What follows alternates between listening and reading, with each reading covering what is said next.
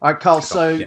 from an acting perspective, give us 3 tips for approaching Shakespeare's work as an actor. Yeah, sure. All right. So, the language is obviously 400 odd years younger than our the current language that we speak. So some of those meanings are going to, in the very rare instances, can be completely lost to time, or they're going to be pretty obscure. So, like arm yourself with a good set of textbooks, and no fear might be okay in a very basic sense, but you probably want to move up if you're thinking about doing this really professionally to things like the Arden or the Oxford, maybe even the Riverside Shakespeare Companion.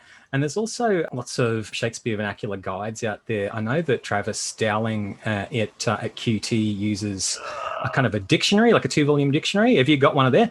It's exactly the one that he's got. Amazing and that's books. really useful. Yeah, for sure. I find a lot of those, Ardens and all that sort of stuff are editors based, and they're usually scholarly works, so they're not so sort of set on the meaning. So that sort of lexicon is really great. And that's not to say though that you should stop at even one source, because there's plenty of guides on the web as well. Go look meanings up. If you don't know the word, then look it up. It's very simple.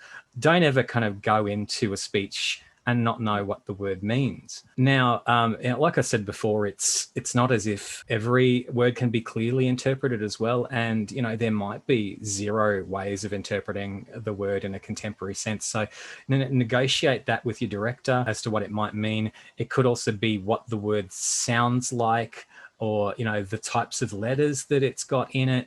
The type of rhythms that it's got in it as well, that might give us a clue as to what the real meaning of the word is. So that's a great point. Yeah, it takes some unlocking, but it's definitely worth it. Clarity is definitely the key in Shakespeare. If you don't know what you're saying, then the audience won't know what you're saying. They'll get lost. They'll lose interest in the production, and it's all over. Just learn what the word means. Say what it means. Love it. Structurally, my second tip. Structurally, it's most of the time it's verse. I mean, there's some plays where it's not. I think Much Ado is like 90% prose, and it's only 10% verse. It's just one of those plays. Doesn't mean it doesn't have emotional weight to it, but it's just not.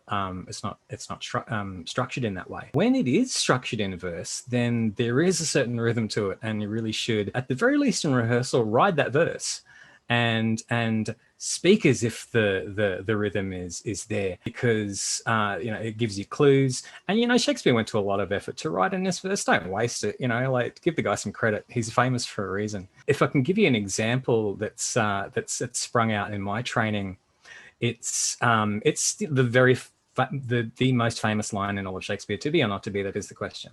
Now, most people will attack that line by saying, to be or not to be, that is the question.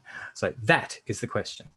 So they'll posit it as if, well, this first half of the sentence is the question in hand. This is the thing that I'm going to be talking about. And it kind of puts it in the frame of, I'm giving a lecture. I have already thought about this. I'm going to give you my treatise.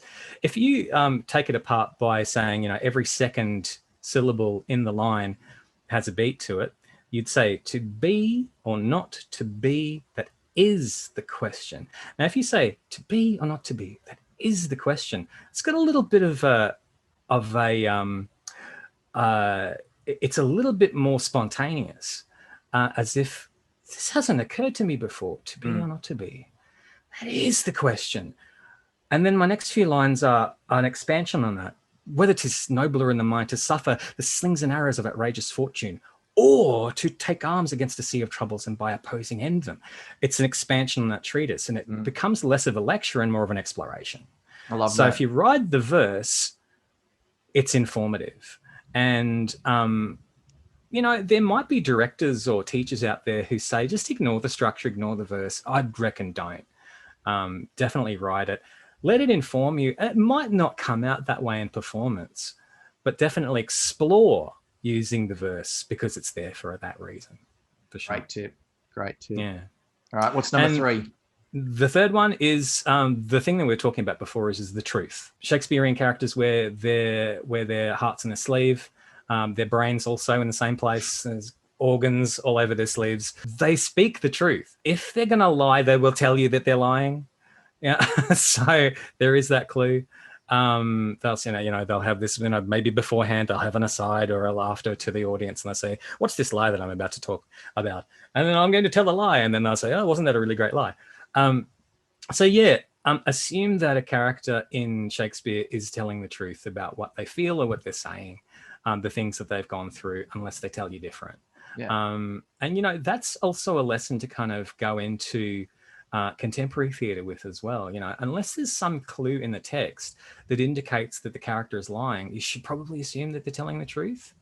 Yeah, I'm not going to regale you with a tale that I got told during training about a person who went into a training room and said, I think with this monologue I have been lying. It really takes the wind out of the experience. What if just for this moment you are being honest, brutally honest? It's I think the performance and the production are more well served by truth than anything else. Yeah, well, I think it's all anyone is ever truly seeking. Yeah, for sure. Polonius says it best: "To thine own self be true." And even Hamlet later on to the players says it's the job of an actor to hold a mirror up to nature. Yep.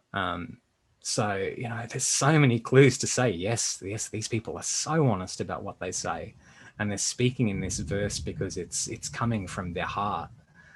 So yeah, assume that a character is honest when they're saying a thing. It might not be the best thing for it to be the truth, and again, that's negotiation between you and the director. But yeah, good to start off with the truth to begin with, anyway. Love it.